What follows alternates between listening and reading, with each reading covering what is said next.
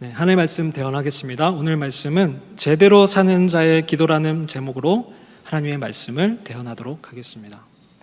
지난주 설교 제목 기억하세요? 지난주 뭐에 대해서 배웠죠? 우리가 예배 회복에 대해서 배웠습니다. 지난주 많이 못 오셨었는데 지난주 저희가 예배에 대해서 다시 한번 복습하는 시간을 가졌었어요. 예배는 다른 것이 아니라 사랑하는 하나님, 생생하신 그 하나님과 만나는 시간입니다. 그 예배를 통해서 우리는 하나님을 더 사랑하게 되고요, 그 사랑하는 하나님을 우리가 온전히 그분의 얼굴을 구하면서 다른 것이 목적이 아니라 그분만을 목적으로 삼으면서 예배하게 되고 높여드리게 되고, 그 시간을 통해서 주님을 만나게 되면 우리는 주님을 더 사랑하게 되는, 예배를 통해서 우리의 모든 것이 회복되어지는, 우리의 신앙이 돌아가게 되는 선순환이 일어나게 됩니다. 그래서 예배는 굉장히 중요해요. 성경에 보면 우리가 존재하는 목적들에 대해서 여기저기 나오는 구절들이 있는데, 지난주에 우리가 예배의 중요성에 대해서 얘기하면서 이 성경 구절을 같이 한번 읽었었어요. 이사야 43장 21절 말씀을 같이 한번 읽겠습니다. 시작. 이 백성은 내가 나를 위하여 지었나니 나를 찬송하게 하려 함이니라. 우리의 존재된 목적은 바로 하나님을 예배하는 것에 있다라는 것입니다. 우리가 지어진 그 목적과 다른 목적대로 살아가게 되면 우리의 삶은 제대로 살아갈 수가 없다라는 거예요. 자주 비유를 하지만 이 마이크 같은 경우는, 만약 이 마이크가 만들어진 목적대로 제 이 작은 목소리와 좋지 않은 목소리를 여러분에게 크게 그리고 좋게 전달하는 목적을 가지고 있어요. 근데 이 마이크가 기다랗게 칼싸움하기 좋게 생겼다고 해서 이걸 가져다가 칼싸움을 한다, 그건 존재의 목적이 아니다라는 거죠. 알고 보면 이거 굉장히 비싼 거거든요. 여러분의 지어진 목적이 있으시다라는 거예요. 근데 이사야서 43장 21절에 보면 여러분은 하나님을 예배하기 위해서 지어졌다라는 겁니다. 그 목적대로 살아가시기를 바라요. 할렐루야. 아멘. 감사합니다. 자, 그런데 오늘 얘기하고 싶은 거는요, 우리가 그렇게 하나님을 사랑하게 되면 또 하나 이 목적대로 살아가야 된다라고 성경은 얘기하고 있어요. 고린도후서 5장 15절 말씀인데요, 같이 한번 읽겠습니다. 시작. 그가 모든 사람을 대신하여 죽으심은 살아있는 자들로 하여금 다시는 그들 자신을 위하여 살지 않고 오직 그들을 대신하여 죽었다가 다시 살아나신 이를 위하여 살게 하려 함이라. 주님이 우리를 위해서 죽으신 그 이유, 그리고 이제 우리가 살아가야 될 목적은 무엇이냐면, 이제 우리를 위해서 사는 것이 아니라 예수 그리스도 그분을 위해서, 하나님 아버지를 위해서 살아가야 한다라고 우리의 삶의 목적을 정해주셨어요. 우리가 주님을 정말 사랑한다라면 우리는 주님을 나의 목적으로 삼고 그분을 위하여 살아가게 되어 있습니다. 사랑과, 그리고 그분이 일이 나의 일이 되고 내가 그분을 위해서 살아가는 것은 떨어져서 생각할 수가 없다라는 거예요. 제 아들이 5살 때 사랑하는 여인이 생겼어요. 그래서 이케아에 갔는데 꽃을 하나 사달라고 했어요. 저는 왜 그 꽃을 사달라는지 이해할 수는 없었지만 사줬어요. 근데 그 아이가 그 꽃을 사들고는 자기가 사랑하는 1살 연상의 누나를 집에 초대를 했습니다. 그리고 그 누나가 오자 무릎을 꿇고 그 꽃을 바치며 나랑 결혼하자라고 얘기를 했습니다. 그리고 나서 그 아들이 저에게 이런 얘기를 했어요. 밥을 먹으면서, 아빠, 내 결혼식 올 거야? 제가 뭐라고 했을까요? 아빠 토요일마다 너무 바빠. 그렇게 얘기했을까요? 물론 제가 정말 토요일마다 일들이 많아서 친구들 결혼식 아니면 후배들 결혼식을 못 간 적이 굉장히 많이 있어요. 근데 아들이 결혼을 하는데 제가 못 갈까요? 안 갈까요? 아들의 그 중요한 일은 곧 나의 일이에요.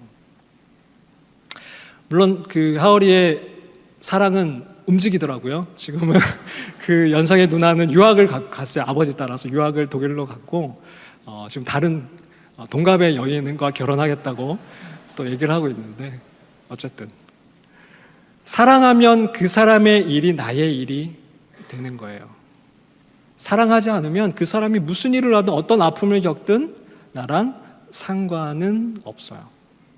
근데 사랑하면 그 사람과 내가 친밀해지면 그 사람의 일이 나의 일이 되는 거예요. 그 사람의 즐거운 일이, 기쁜 일이 나의 기쁨이 되는 거고요. 그 사람의 슬픈 일이 나의 슬픔이 되는 거고요. 그 사람의 관심사가 나의 관심사가 되는 겁니다. 성경에는 그래서 고린도후서 5장 15절에는 이제 우리가 내 자신만을 위해서, 내 기쁨만을 위해서, 내 유익만을 위해서 살아가는 자들이 아니라 예수 그리스도, 하나님 아버지를 위해서 살아가는 자들로 이제 우리는 다시 태어났다라고 얘기하고 있는 것입니다. 우리가 하나님을 사랑한다라면, 하나님 사랑해요라고 고백한다라면 뒤따라오는 것이 그분의 일이 나의 일이 되는 것입니다.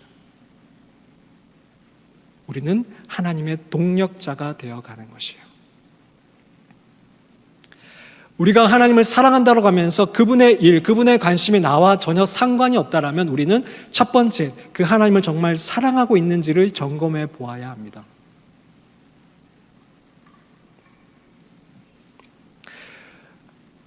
우리가 정말 하나님의 일이 나의 일이 된다라면, 또한 그분과 함께 동력을 하게 된다라면, 우리는 그분과 함께 하게 된다라면 우리는 하나님을 더욱 사랑하게 되어 있습니다. 그분과 같이 일을 하고 그분이 관심 가지시는 일에 대해서 내가 관심을 내고 시간을 내고 물질을 낼 때에 우리는 그분이 어떻게 일하시는지, 그분이 어떤 분이신지를 더욱 알게 됨으로 말미암아 그분을 더욱 사랑하게 되어 있어요. 이것은 같이 가게 되어 있습니다. 하나님을 사랑하면 그분의 일이 나의 일이 되고 내가 그분의 일에 동력하게 되고요. 그리고 내가 그분의 일에 동력하면 나는 그분을 더 사랑하게 되어 있습니다. 그래서 하나님은 하나님의 사람들에게 자신의 일을 같이 하지 않겠냐라고 초청하십니다. 그리고 하나님의 사람들은 그 일이 내가 생각할 때는 불가능한 일이고 내 권리를 포기해야 되는 일이기 때문에 처음에는 망설이고 갈등하게 됩니다. 하지만 그 갈등을 넘어서서 내 권리를 포기하고 그 일에 동참하게 될 때에 하나님의 크신 능력을 경험하게 되고요. 하나님을 더욱 알게 되고요. 그래서 하나님을 더욱 사랑하게 되고 하나님과 더욱 동행하게 되는 것들을 성경을 통해서 우리가 볼 수가 있어요. 여러분, 정말 하나님을 사랑하기를 원하세요? 우리의 예배를 통해서 하나님을 더욱 알기를 원하세요? 그러면 이 예배 후에 우리는 하나님의 일에 이제 우리는 동참할 수 있어야 돼요. 그분이 관심을 가지시는 일에 우리가 함께 관심을 가질 수 있어야 돼요. 그분이 울고 계시는 그 일에 우리가 함께 울어드리고, 그분이 기뻐하시는 일에 우리가 함께 기뻐할 수 있어야 돼요. 왜? 그분은 이제 나의 아버지이시니까. 그리고 나는 그분의 자녀이니까. 이게 제대로 사는 자들의 삶이라는 것입니다. 성경에 보면 제대로 사는 자들이 굉장히 많이 있었어요. 오늘은 그 중에 한 사람, 느헤미야를 여러분에게 소개시켜 드리고자 합니다. 느헤미야는 구약시대의 사람이었습니다. 느헤미야는 그리고 이스라엘이 포로로 끌려간 이후 그 이스라엘이 다시 회복되어서 이스라엘로 다시 돌아오게 되었지만 여전히 그 페르시아에 남아서 그 땅에 살았던 포로 2세대, 3세대의 사람이었어요. 이스라엘 백성들이 BC 586년에 온 이스라엘 유다가 멸망하게 되고 성전이 무너지게 되었고요. 근데 이 오늘 얘기하고자 하는 이 느헤미야 1장은 BC 445년의 이야기니까 적어도 한 140년 정도의 차이가 나는 시간이 있습니다. 근데 이 느헤미야의 이름의 뜻은 무엇이냐면요, 하나님의 위로하심이에요. 하나님의 위로하심. 잘 기억해 주세요. 느헤미야의 이름의 뜻은 하나님의 위로입니다. 위로. 하나님의 위로. 여러분 한번 생각해 보세요. 나라를 잃은 그 슬픔과 그리고 속국이 되어서 그 페르시아 땅에서 살아가는, 이방인으로서 살아가는 그 느헤미야의 그 심정을 한번 가늠해 보세요. 얼마나 많은 차별이 있었을 거고 얼마나 많은 무시와 조롱이 있었을까. 근데 그 가운데 느헤미야에게 오직 유일한 위로하심을 주시는 분은 바로 하나님이셨다라는 거예요. 근데 놀랍게도 그 속국에서 자란 그 느헤미야가 어떻게 된 일인지 그 나라에서 승승장구하며 높은 고위 관직에 오르게 됩니다. 어떻게 올랐는지는 나와 있지는 않아요. 근데 이 느헤미야가 그 페르시아의 최고의 관직까지 오르게 되는데, 어떤 관직에 오르게 되냐면 왕에게 수를 따르는, 그리고 음식을 미리 맛보고 구별하게 되는, 그리고 그 침실을 미리 살펴보고 그 왕에게 수종을 들고, 또 심지어는 왕을 보호하게 되는 그 역할을 맡은 아주 최측근 중에 최측근이 되는 높은 관직에 오르게 되었다라는 거예요. 포로로 끌려간 그 민족 중에 그 느헤미야가 어떻게 그 일이 일어났는지는 우리는 알 수는 없지만, 하나님의 은혜와 그리고 그 느헤미야의 그 성실한 자세로 말미암아 그 높은 자리에 오를 수 있게 되었어요. 근데 중요한 것은 이 느헤미야가 그 하나님이 주신 그 은혜를 자기 혼자 누리지 아니하고 그 권리를 포기하게 됩니다. 여러분, 다니엘을 기억하세요? 요셉을 기억하세요? 에스더를 기억하세요? 정말 인생을 제대로 살았던 하나님의 사람들은 하나님께 받은 그 은혜를 자기 자신만을 위해서 살지 않았다라는 겁니다. 우리가 앞서서 고린도후서 5장 15절 말씀을 읽었듯이 자기 자신만을 위해서 살지 않았다라는 거예요. 제대로 산 자들의 특징은 자기에게 부어주신 그 하나님의 은혜를 하나님이 원하실 때 내어드리고 하나님과 함께 동력하는 그 자리에 갔다라는 것입니다. 느헤미야는 목숨을 걸고 그 왕 앞에 섭니다. 왕이 묻습니다. 너 왜 얼굴에 수심이 가득하냐? 느헤미야가 깜짝 놀랍니다. 들키려고 들킨 건 아닌데 느헤미야가 그 이야기를 듣고 깜짝 놀랍니다. 느헤미야는 왜 두려움이 없었을까요? 느헤미야도 두려웠을 거예요. 왜냐하면 왕 앞에서 수심 가득한 얼굴로 얼굴색이 변하게 되면 그 당시만 하더라도 왕이 명령만 내리면 느헤미야는 얼마든지 처단될 수 있는 죄가 바로 이러한 죄였어요. 왕 앞에서 얼굴빛이 변한다, 기분 나쁜 기색을 한다. 느헤미야도 두려웠어요. 그래서 느헤미야 2장 2절 말씀에 보면 그 느헤미야가 두려워하였다라고 나오고 있습니다. 느헤미야 2장 2절 말씀을 같이 한번 읽겠습니다. 시작. 왕이 내게 이르시되 내가 병이 없거늘 어찌하여 얼굴에 수심이 있느냐?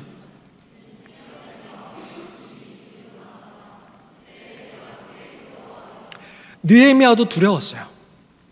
사람이니까, 죽을지도 모르니까. 왕이 한마디만 하면, 그리고 자칫했다가 내가 원하는 것을 얘기했다가 그 왕이 거절을 하거나, 아니면 거절뿐만 아니라 내가 얘기한 것에 기분이 나빠서 우리 민족에게 피해가 가게 될까 봐 많이 두려웠을 거예요. 근데 그 느헤미야는 그 두려움을 뛰어넘습니다. 느헤미야 2장 4절 5절 말씀을 제가 읽어드릴게요. 왕이 내게 이르시되 그러면 네가 무엇을 원하느냐? 왕이 묻게 됩니다. 하시기로 내가 곧 하늘의 하나님께 무엇을 하였다고요? 묵도하였습니다. 하나님께 기도하고 대답하기 시작합니다. 왕에게 아뢰되 왕이 만일 좋게 여기시고 종이 왕의 목전에서 은혜를 얻었사오면 나를 유다 땅 나의 조상들의 묘실에 있는 성읍에 보내어 그 성을 건축하게 하옵소서 하였는데, 왕에게 자신의 요구를 얘기하게 됩니다. 목숨을 걸고 얘기하게 돼요. 지금 느헤미야가 요구하는 건 뭐냐면, 페르시아 그 안전한 궁에서 최고의 명성과 수많은 사람의 부러움을 받는 그 자리를 내어놓고 누구도 가고 싶어 하지 않았던 저 변방 이스라엘의 총독으로 가겠다라고 자처하고 있는 거예요. 자신의 권리를 포기하는 거예요. 심지어는 죽을 수도 있는 상황이에요. 근데 아닥사스다 왕이 이것을 컨펌해 줍니다. 허락해 줘요. 목숨을 건 컨펌이었죠. 그리고 느헤미야는 그 컨펌을 받고 이스라엘로 향합니다. 이렇게 목숨을 걸고 순종해서 하나님의 말씀을 들고 이스라엘에 가면 뭐 좋은 일이 막 일어나야 되는데, 그곳에서도 많은 사람들의 방해를 받게 됩니다. 심지어는 자기를 조롱하고 죽이고자 하는 일들이 일어나게 돼요. 여러분 잘 기억할 것은, 우리가 하나님의 말씀에 순종하고 나의 권리를 포기한다라고 해서 순수하게 그 일들이 술술 풀릴 거라고 생각하진 마십시오. 그럴 수도 있지만 그렇지 않을 수도 있어요. 전에도 얘기했지만 순종의 대가와 순종의 결과는 우리가 바라는 대로 되어지는 것이 아니라 하나님과 동행함입니다. 만약 느헤미야가 자기가 순종한 대로 그 일이 이루어질 거라고 기대하고 그 땅에 갔다라면 느헤미야는 포기하고 돌아왔을 거예요. 하지만 느헤미야의 목적은 하나님과 함께 동력함이었어요.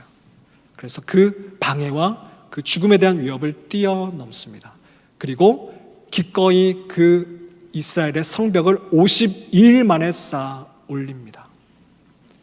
성벽만 쌓아 올리는 것이 아니라 그 이스라엘 땅에 무너진 하나님에 대한 그 마음과 신앙을 다시 한번 쌓아 올리는 종교 개혁을 일으킵니다. 이게 느헤미야였어요. 제대로 사는 자, 제대로 사는 삶. 근데 오늘 제가 말씀드리고자 하는 거는 이 제대로 사는 자 느헤미야가 어떻게 이 제대로 사는 삶을 살기 시작했냐라는 겁니다. 그 시작점이 무엇이었냐라는 거예요. 지금 제가 말씀드린 것은 느헤미야 2장부터 13장까지의 짧은 요약입니다. 그렇다면 느헤미야 1장에서 이 느헤미야는 어떻게 이 일을 시작하게 되었는지를 여러분들에게 말씀드리고 이 말씀을 마치고자 합니다. 느헤미야는 어떻게 그 제대로 된 삶을 살았는지, 느헤미야가 그 제대로 된 삶을 살 수 있었던 이유는 결론부터 말씀드리자면 느헤미야는 제대로 된 기도를 드리는 사람이었다라는 거예요. 제대로 된 삶을 살 수 있었던 이유는 제대로 된 기도를 드리는 사람이었다라는 것입니다. 느헤미야 1장 2절 말씀에 내 형제들 가운데 하나인 하나니가 두어 사람과 함께 유다에서 내게 이르렀기로 내가 그 사로잡힘을 면하고 남아있는 유다와 예루살렘 사람들의 형편을 물은즉, 느헤미야의 관심은 일단 묻는 것에서부터 시작했습니다. 관심을 가진 것에서부터 시작을 했어요. 느헤미야 1장 3절 4절 말씀에 그래서 이 하나니가 어떤 일이 지금 자기의 나라에 일어나고 있는지를 얘기해 줍니다. 같이 한번 1장 3절 4절 말씀을 읽겠습니다. 시작. 그들이 내게 이르되 사로잡힘을 면하고 남아있는 자들이 그 지방 거기에서 큰 환난을 당하고 능력을 받으며 예루살렘 성은 허물어지고 성문들은 불탔다 하는지라. 내가 이 말을 듣고 앉아서 울고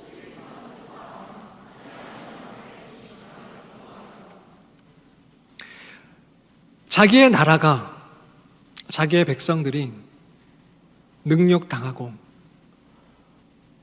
수치를 당하고 있다라는 소식을 듣게 됩니다. 근데 중요한 것은 그 소식을 들은 사람은 느헤미야뿐만이 아니었을 거란 얘기예요. 근데 느헤미야는 그 궁금증을 가지고 묻게 되었고요. 그 나라에 대한 소식을 듣게 되었고요. 그 다음 반응이 중요합니다. 다른 사람과 달랐어요. 어떤 반응을 일으키게 되냐면 1장 4절 말씀 상반절에 내가 이 말을 듣고 어떤 반응을 보였냐면 앉아서 울고 수일 동안 슬퍼하였다라고 얘기하고 있습니다. 누군가는 그 일을 듣고 혀를 찌찌찌 차고, 누군가는 그 얘기를 듣고 나라에 대해서 비판하고, 누군가는 그 얘기를 듣고 자기 조상들을 한탄하고 조상들을 비판하는 자리에 있었을지도 모르지만 느헤미야는 그 얘기를 듣고 어떤 자리로 갔냐면 슬퍼했어요. 하나님의 백성들이 수치를 당하고 있다는 그 사실을 듣고 슬퍼했습니다. 하나님이 아파하고 계실 거라는 생각에 자기의 마음도 슬펐습니다. 여러분, 많은 뉴스를 들으시죠? 많은 이야기를 들으실 거예요. 안 좋은 소식들, 교회에 대한 이야기들, 나라에 대한 이야기들, 여러분 친구들에 대한 이야기들, 여러분 공동체 셀원에 대한 이야기들, 그 이야기를 듣고 여러분 어떤 반응을 보이고 계세요?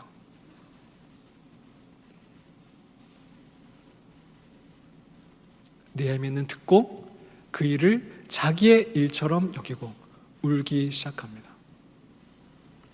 그리고 느헤미야는 여기서 멈춘 것이 아니라, 여기서 멈췄더라면 하나님의 일에 동참하는 사람이 될 수 없었을 테지만, 여기서 멈춘 것이 아니라 그 다음 단계로 나아가게 됩니다. 느헤미야 1장 4절 말씀 같이 한 번 더 읽겠습니다. 시작. 내가 이 말을 듣고 앉아서 울고 수일 동안 슬퍼하며 하늘의 하나님 앞에 금식하며 기도하여. 누군가는 그 마음을 듣고 같이 아파할 수 있어요. 거기까지 가는 것도 참 대단한 일이에요. 안타깝다. 진짜 가슴 아프다. 근데 거기서 멈추는 것이 아니라 그 아픔을 가지고 누구에게 나아가느냐가 중요하다는 겁니다. 여러분의 그 안타까운 마음, 그 소식을 듣고 안타까운 마음을 가지고 누구 앞에 나아가세요? 느헤미야는 하늘에 계신 하나님 앞에 그것을 들고 나가서 기도하기 시작합니다. 기도라는 것은 믿음이 없이는 되어지지 않는 거예요.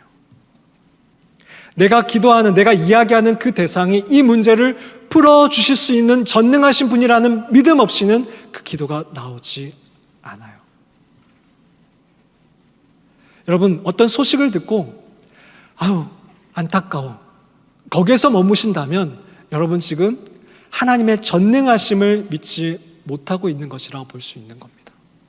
이 문제를 풀어주실 수 있는 분, 이 문제를 얼마든지 역전시킬 수 있는 분, 무너진 성벽을 다시 세울 수 있는 분이 오직 하나님이시라는 그 사실을 믿는다라면 우리는 그 얘기를 듣고 마음이 아파서 울지라도 한 단계 더 나아가서 그 주님 앞에 무릎을 꿇고 기도하는 자리에 갈 수 있어야 합니다. 제대로 된 삶을 살았던 느헤미야는 제대로 된 기도를 드리는 사람이었다라는 것입니다. 아버지의 일이 나의 일이었기 때문에, 그 일이 나의 일이었기 때문에 슬퍼하며 그리고 그분 앞에 기도하기 시작합니다. 그러면 이 느헤미야의 기도에서 느헤미야는 어떤 기도를 드렸는지 짧게 네 가지만 살펴보고 말씀을 마칠게요. 느헤미야는 어떤 기도를 드렸는지. 첫 번째로 느헤미야는 금식 기도를 드렸어요. 제대로 된 기도를 드렸던 이 느헤미야는 그 간절함을 담아서 하나님께 금식 기도를 드렸습니다. 여러분 하루에 몇 끼 드세요? 삼시세끼 드세요? 삼시세끼를 먹는 건 나의 권리예요. 끼니를 챙긴다, 내가 뭔가를 먹는다, 맛있는 걸 찾아간다, 이건 나의 권리라는 거예요. 근데 내가 그 권리를 포기하고 금식을 하고 꼭 내가 먹는 것을 끊어내고 하나님 앞에 선다라는 것은 나의 권리를 내려놓고, 내 권리를 주장하는 것이 아니라 내 권리를 내려놓고 하나님의 은혜를 구한다라는 거예요. 하나님, 제 힘으로는 이 문제를 풀어낼 수 없으니 하나님 이 문제를 해결해 주십시오. 하나님 은혜를 더해 주십시오 라고 그 주님 앞에 내 권리를 내어드린다라는 것입니다. 성경에 보면 정말 중요한 순간에 이 권리를 내려놓고 하나님께 회개하고 하나님의 은혜를 구했던 장면들이 많이 나옵니다. 우리가 역류라는 설교를 들었을 때에 사무엘상 7장 말씀에 사무엘이 미스바에 많은 이스라엘 사람들을 모아서 함께 기도하는 장면이 있어요. 그때에 많은 사람들이 하나님께 울부짖고 기도하면서 자신의 죄를 회개하게 됩니다. 그러면서 그 나라의 영적인 흐름이 역류되게 돼요. 그때에도 사무엘이 이스라엘 백성들에게 금식을 선포합니다. 간절한 마음으로 하나님께 기도하게 돼요. 그 장면이 사무엘상 7장 5절 6절 말씀에 나오는데요. 같이 한번 읽겠습니다. 시작. 사무엘이 이르되 온 이스라엘은 미스바로 모이라. 내가 너희를 위하여 여호와께 기도하리라 하매 그들이 미스바에 모여 물을 길어 여호와 앞에 붓고 그날 종일 금식하고 거기에 이르되 우리가 여호와께 범죄하였나이다 하니라. 사무엘이 미스바에서 이스라엘 자손을 다스리니라. 그날 종일 금식하고 하나님, 우리가 주님께 범죄하였습니다. 마음을 찢는 거예요. 내 권리를 포기하는 거예요. 하나님 용서해 주십시오. 이 전쟁은, 이 영적인 전쟁은 우리가 싸울 수 있는 문제가 아닙니다. 하나님, 제발 하나님 은혜를 베풀어 주십시오. 그것이 바로 금식 기도예요. 여러분, 사실 혼자서 금식 기도하기는 쉽지 않아요. 그래서 이번 주 금요일날 교회에서 금식을 선포하고 우리 함께 금식하자라고 얘기하면서 정말 하나님이 아파하시는 것을 같이 바라보면서 우리의 성벽이 무너진 곳이 어디인지를 보면서 같이 기도하자라고 선포하게 됩니다. 여러분, 한번 정말 기도해 보시고 하나님이 내 마음에 부담을 주신다라면 한번 동참해 보시기 바랍니다. 두 번째로 느헤미야의 기도의 특징은 뭐였냐면, 느헤미야는 민족의 죄를 나의 죄로 삼고 회개의 기도를 드렸어요. 느헤미야 1장 6절 7절 말씀을 같이 한번 읽겠습니다. 시작. 이제 종이 주의 종들인 이스라엘 자손을 위하여 주야로 기도하오며 우리 이스라엘 자손이 주께 범죄한 죄들을 자복하오니 주는 귀를 기울이시며 눈을 여시사 종의 기도를 들으시옵소서. 나와 내 아버지의 집이 범죄하여 주를 향하여 크게 악을 행하여 주께서 주의 종 모세에게 명령하신 계명과 율례와 규례를 지키지 아니하였나이다. 아까 제가 말씀드린 대로 느헤미야는 포로로 끌려가서 거기서 태어난 자녀예요. 그렇다면 이 이스라엘이 포로로 끌려간 그 죄에 대한 책임은 이 느헤미야에게 사실 없을 수 있어요. 자기 조상들의 죄였다라는 거예요. 근데 그 느헤미야가 지금 기도를 하면서 회개 기도를 하는데 어떻게 기도를 하고 있냐면, 하나님, 우리 조상들의 죄를 용서해 주십시오. 저들이 잘못해서 이 나라가 이 꼴이 되었습니다. 하나님, 제가 대신 기도하오니 용서해 주십시오라고 기도하지 않아요. 우리 이스라엘, 나와 내 아버지의 집이 동일시하고 있어요. 한국 교회를 보면서 아유, 저 목사님들이, 아유, 저 장로님들이, 아유, 저 지도자들이 할 수 있죠. 근데 그것이 우리를 회복시켜주지 못한다라는 거예요. 그것이 느헤미야가 드렸던 제대로 된 회개의 기도는 아니라는 거예요. 느헤미야는 하나님 나라를 생각했습니다. 그리고 자신을 동일시 여겼어요. 내가 하나님 나라의 백성이고, 내가 한국 교회이고, 내가 대한민국이고, 내가 엑츠 브릿지이고, 내가 우리 셀원이라는 사실을 잊지 않았어요. 하나님, 저들의 죄가 아니라 하나님, 나의 죄를, 우리의 죄를 용서해 주십시오라고 기도했다라는 거예요. 비판하기는 쉬워요. 누구나 할 수 있어요. 많은 사람들이 그 비판에 댓글을 답니다. 그리고 그 비판을 하면 희열을 느낄 수도 있어요. 자기는 그 죄인이 아니라고 거기서 빠져나와서 자기는 의인처럼 느껴지는 어떤 그 희열이 있을 수도 있어요. 하지만 그러한 비판은 우리의 공동체를 살릴 수 없습니다. 토론하고 우리의 잘못이 무엇인지 얘기할 수는 있지만 정말 중요한 것은 무엇이냐면 우리의 공동체를 함께 품고 하나님, 한국교회를 용서해 주십시오. 하나님, 우리의 죄를 용서해 주십시오 라고 기도하기를, 하나님, 그렇게 기도하는 자를 하나님은 찾고 계시다라는 것입니다.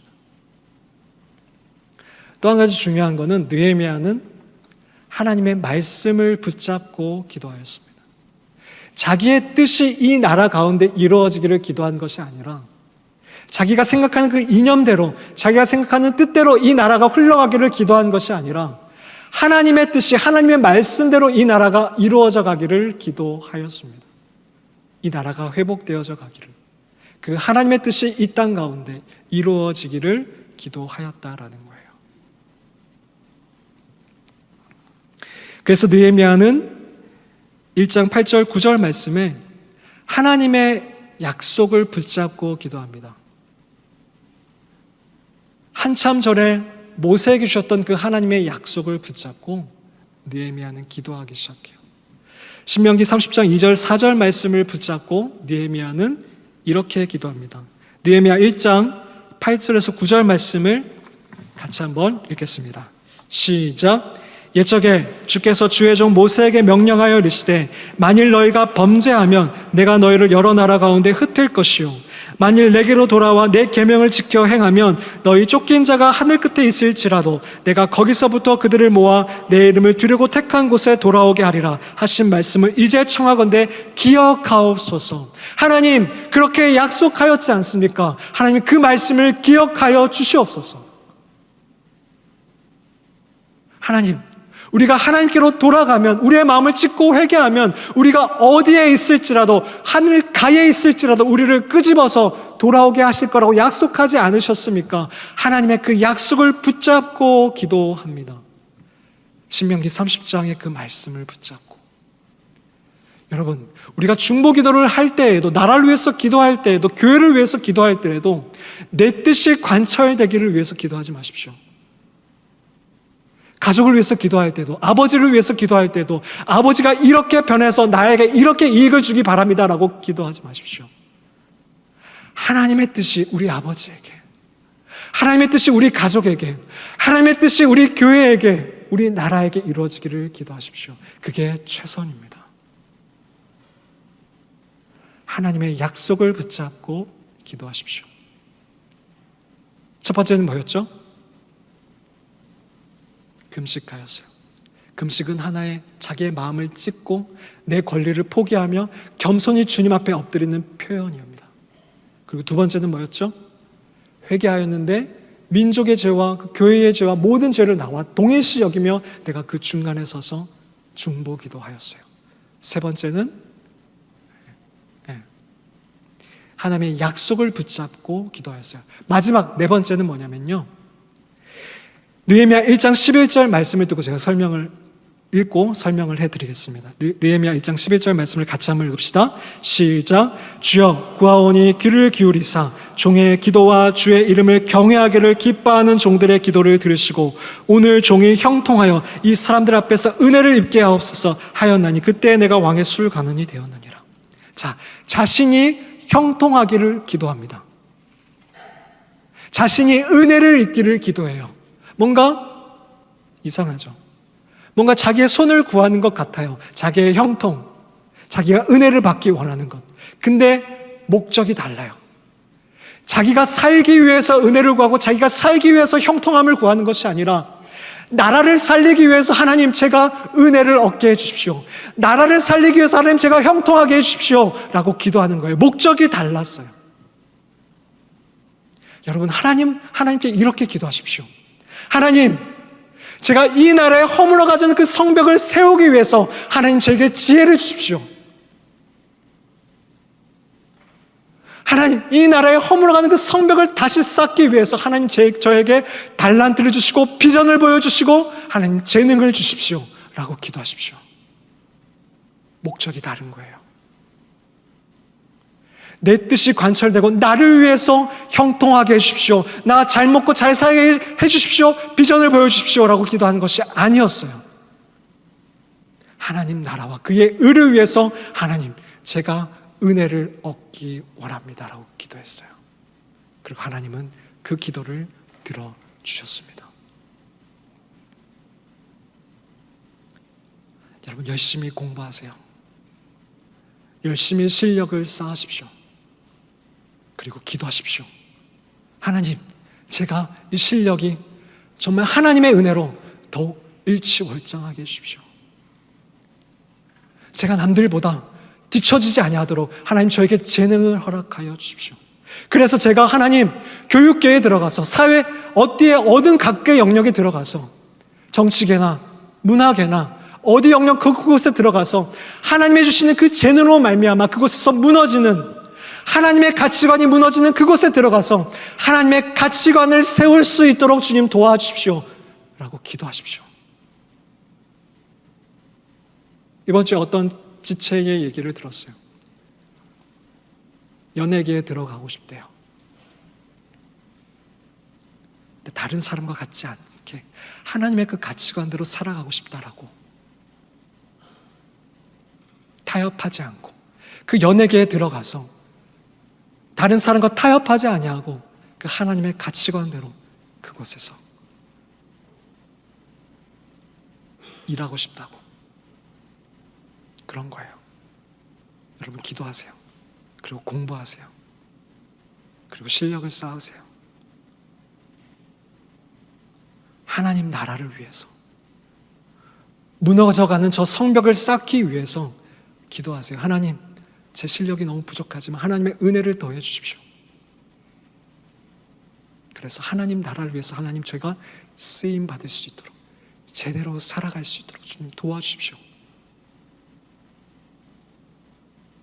그리고 정말 그곳에 들어가서 마음 변하지 말고, 변질되지 말고, 타협하지 말고 끝까지 여러분의 그 하나님의 가치관을 지켜내서 그곳에 무너진 하나님의 성벽을 다시 쌓아가시길 바랍니다.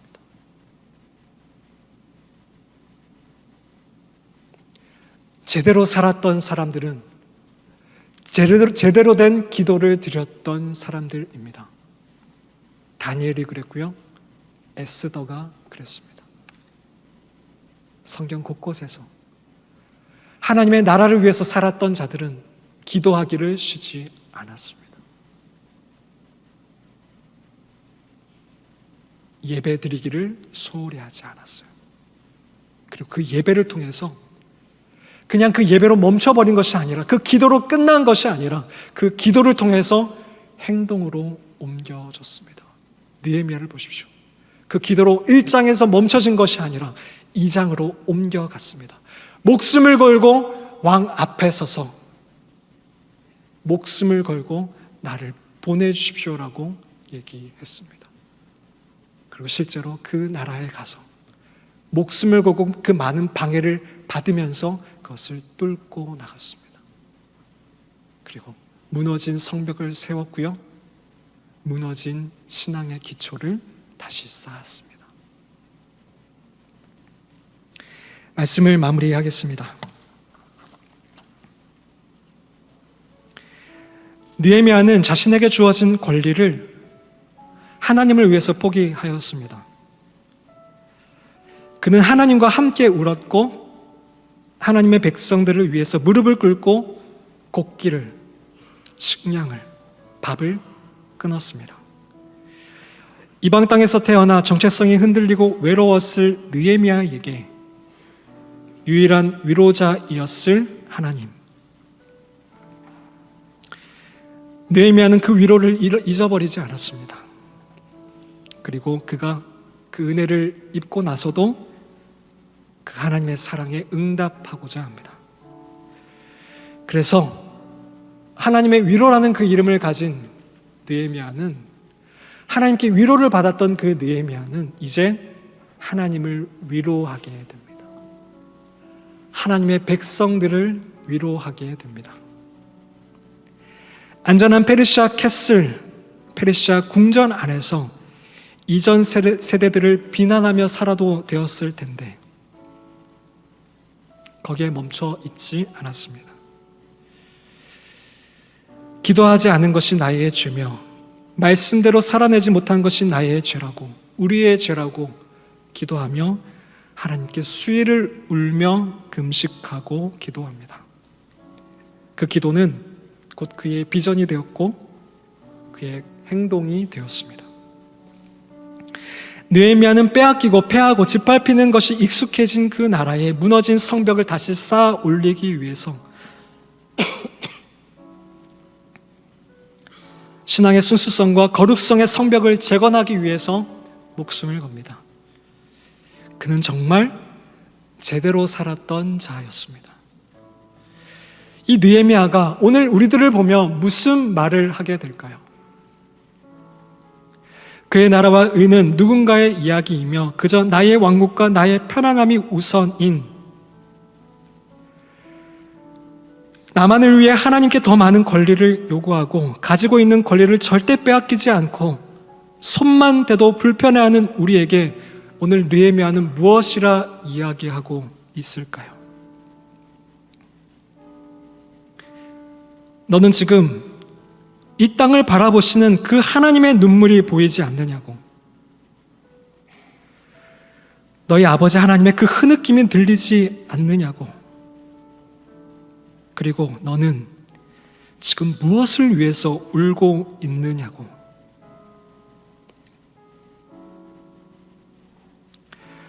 단언컨대 하나님의 나라는 무너지지 않습니다. 저는 믿습니다. 하나님은 이 땅에서 다시 한번 회복과 부흥을 일으키실 거라고 저는 믿습니다.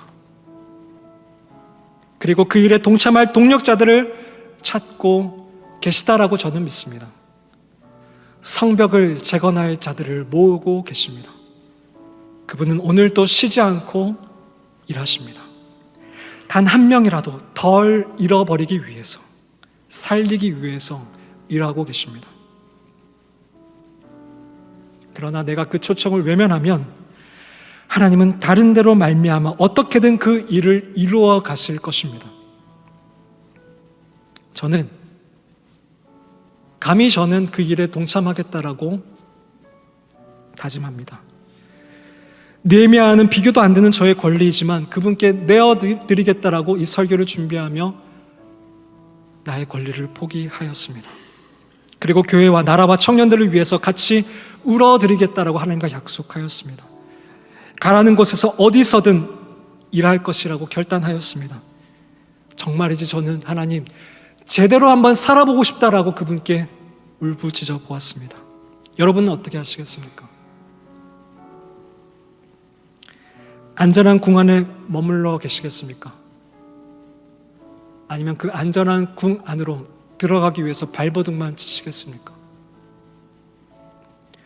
더 이상 하나님을 사랑한다라고 하면서 우리 꽃반지만 드리지 않았으면 좋겠습니다. 최상의 하나님께 나의 최선을 드리셨으면 좋겠습니다.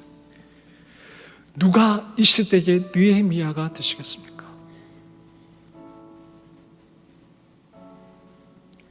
누가 이 나라의 무너진 성벽을 쌓는 자들이 되시겠습니까? 누가 하나님의 위로하심이 되시겠습니까? 다음의 기도문은 올 여름 그리고 이 설교를 준비하면서 작성한 저의 기도문입니다.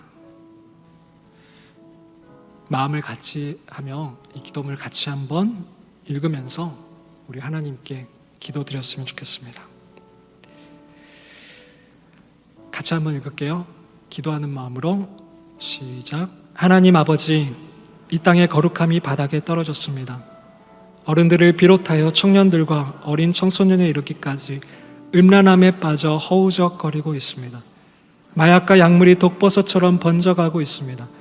이유 없는 분노로 화를 쏟아내고 서로를 해합니다. 서로 편을 가르고 비난하고 죽일 듯이 미워합니다. 풍요와 안락함에 취해 주님을 찾지 않습니다. 이단은 우리의 청년들의 눈을 가리고 빼앗아갑니다. 하지만 교회는 제 역할을 못하고 생명력을 잃어갑니다. 이 커다랗게 뚫려버린 성벽의 구멍 앞에서 무엇부터 해야 할지 몰라 눈물과 한숨이 끊이지를 않습니다. 하지만 하나님, 이 한숨을 주님께 드리는 기도로 바꾸오니 들어주옵소서. 전능하신 하나님, 어떤 영적인 흐름도 역류시키셨던 하나님이심을 믿습니다. 내 이름을 일컫는 내 백성이 그들의 악한 길에서 떠나 스스로 낮추고 기도하여 내 얼굴을 찾으면 내가 하늘에서 듣고 그들의 죄를 사하고 그들의 땅을 고치겠다고 하신 주님의 약속을 기억하여 주시옵소서. 우리의 죄악을 밑바닥부터 다 쏟아내 회개하며 주의 얼굴을 구하오니 이 땅을 긍휼히 여기시고 다시 한번 회복시켜 주옵소서.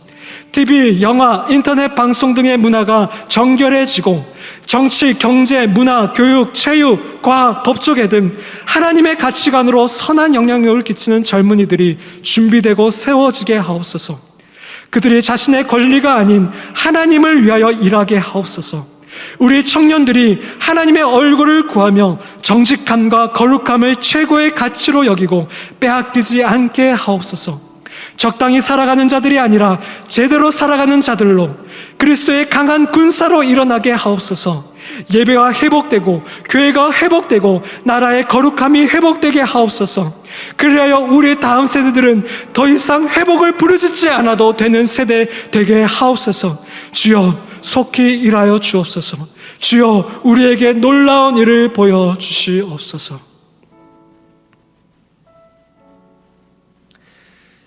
이번 주 여러분의 기도문을 한번 작성해 보셨으면 좋겠습니다. 거창하지 않아도 됩니다. 내 뜻과 생각이 아니라 하나님의 뜻이 이루어지기를 한번 기도하며 그 기도문을 한번 작성해 보십시오. 그리고 개인의 기도 시간을 꼭 가져보십시오. 교회 안에 있는 1층에 있는 그 개인 기도실을 여러분이 좀 점령해 보십시오. 줄 서서 들어갈 수 있었으면 좋겠습니다. 또 함께 모여서 기도합시다. 수요예배 이치 워십, 이번 주 금요일 기도회를 통해서 우리 함께 모여서 기도했으면 좋겠습니다. 간절함을 담아서 우리의 마음을 찢고 기도했으면 좋겠습니다. 기도는 믿음의 표현입니다. 생생하게 살아계신 나의 하나님 앞에서 그분을 위해서 그분과 함께 울어봅시다. 누가 이 시대의 느헤미야가 되시겠습니까? 누가 이 시대에 무너진 성벽을 함께 쌓으시겠습니까? 누가 하나님의 위로하심이 되시겠습니까? 기도하겠습니다. 하나님, 정말 제대로 살고 싶습니다. 우리의 권리만을 움켜쥐고 내 배만 불리며 궁 안에서 내 안위만을 생각하며 사는 자들이 아니라 하나님의 나라와 그의 의를 위하여 나의 권리를 주님께 내어드리며 행동하며 행동 전에 주님께 제대로 된 기도를 드리며 살아가는 자들 될 수 있도록 도와주시옵소서. 예수님의 이름으로 기도드립니다. 아멘.